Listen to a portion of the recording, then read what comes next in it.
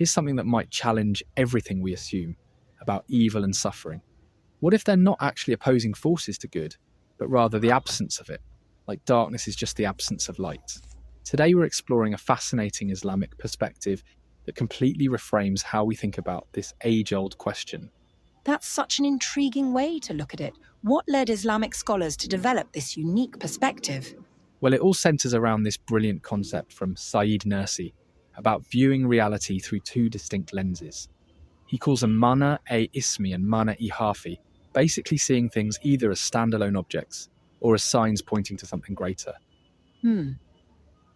Could you break that down with a practical example? Think about looking at a beautiful sunset.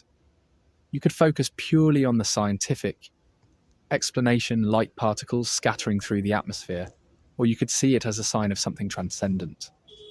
What's fascinating is how Nursi applies this same principle to understanding evil and suffering. So how does this dual perspective help us make sense of real-world suffering? Here's where it gets really interesting. Nursi suggests that what we perceive as evil actually serves multiple purposes in a larger divine plan. You know how vaccines work by introducing controlled challenges to strengthen immunity? He argues that spiritual and moral growth often requires similar challenges.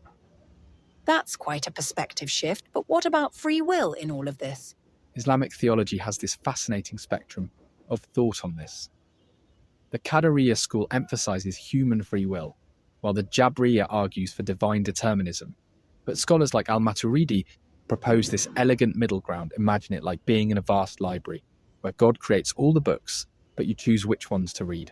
That's a powerful analogy. How does this framework help people who are actually suffering right now?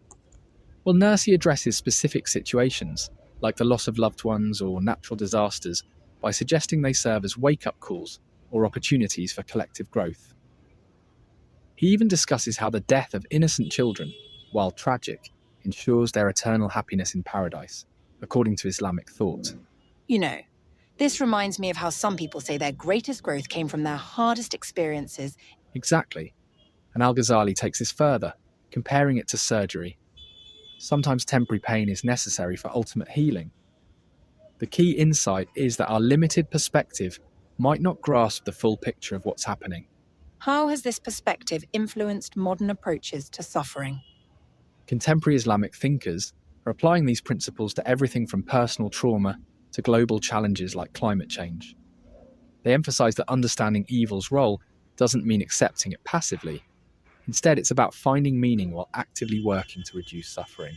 This whole discussion really shows how ancient wisdom can offer fresh perspectives on modern challenges. And that's really the heart of it. Whether or not we fully embrace this Islamic perspective, it offers valuable insights into how we might approach suffering in our own lives. It's about finding meaning in difficulty while maintaining hope in a larger purpose, something we could all use a bit more of in today's world.